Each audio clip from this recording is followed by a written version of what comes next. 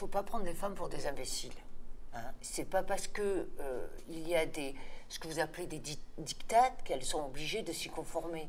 Alors, vous dites réussir la cuisine, réussir son métier, et on peut quand même pas faire échouer, être une mauvaise cuisinière, une espèce de grosse qui travaille pas. Et vous voyez, on donne à rêver. Après, la femme, elle est libre de choisir. Je pense que un magazine, quel qu'il soit, donne à rêver, donne un endroit irréalisable peut-être à atteindre. Et puis après, chacune fait comme elle peut, comme elle sent, et comme elle y arrive. Vous voyez, je pense pas que ça... Bon, alors bien sûr, tout le monde, la frustration peut être engendrée par l'envie et tout, mais je crois que non, il ne faut pas prendre les femmes pour ce qu'elles ne sont pas. Hein. Elles ne sont pas frustrées, envieuses, aigries, parce qu'elles n'arrivent pas à atteindre un modèle idéalisé. Mais c'est aussi une direction, la mode. Bien sûr que la mode, elle est portée par des très jeunes mannequins, jolis et tout, mais oui, bien sûr. Et alors, ça ne veut pas dire devenez de très jolis mannequins, voilà, c'est une façon de valoriser un vêtement, un maquillage, et puis après, je vous dis, chacune fait comme elle l'entend. La partie société magazine est très importante dans elle, et on voit très bien le courrier que ça suscite, et on voit très bien l'interactivité qu'il y a entre les lectrices et elle, et je pense que c'est une fois encore un reproche un peu archétypal. Il n'y a rien à lire dans elle, c'est pas vrai. Il y a la même proportion, et il y a beaucoup de grands reporters très très très très compétents à elle, des filles qui ont eu des journalistes qui ont eu des prix, donc vous voyez, c'est un journal qui est apprécié aussi pour le contenu et pas que pour le contenant.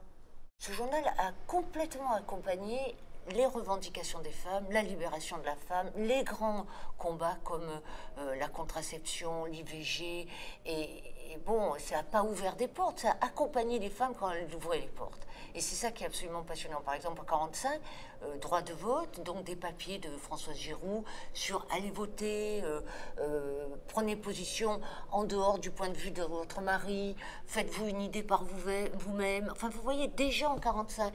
Donc après, ça s'est amplifié avec la marche des femmes, mais donc c'est un journal très présent dans la conscience des femmes de toute génération, et c'est ça qui est formidable, c'est qu'au moment de ces 60 ans, on s'est aperçu qu'on avait les grands-mères, il y avait une espèce de tradition comme ça du journal Elle qui incarne vraiment un combat.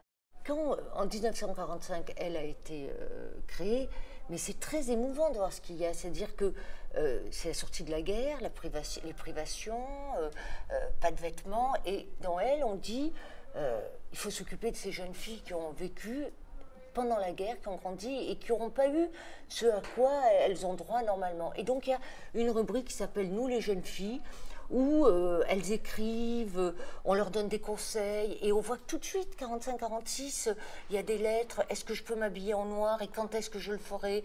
Et on répond, vous êtes trop jeune, attendez d'avoir des vêtements impeccables. Vous voyez, c'est une préoccupation qui est totalement imbriquée dans le féminin. Hein, vous allez n'importe où dans des pays lointains, dans des contrées reculées, qu'est-ce que vous voyez des femmes qui sont dans les champs avec des bijoux vous voyez, c'est quelque chose de... On ne peut pas le sortir de l'essence même de la femme. On a 39 éditions internationales, et c'est quelque chose de très très émouvant quand on voyage, de s'apercevoir que on induit une espèce de sororité avec les femmes du monde entier grâce à cette édition internationale. Et la dernière édition, qui est sortie fin juin, c'est le Elle Orient. Et ça, c'est épatant, parce que ça veut dire que tous les pays arabes vont recevoir un Elle en arabe. Et ça, jusqu'à maintenant, souvent, quand on voyait des femmes dans les pays musulmans, on disait « pourquoi pas nous ?» Et c'est vrai que c'était compliqué. Et ça veut quand même dire beaucoup.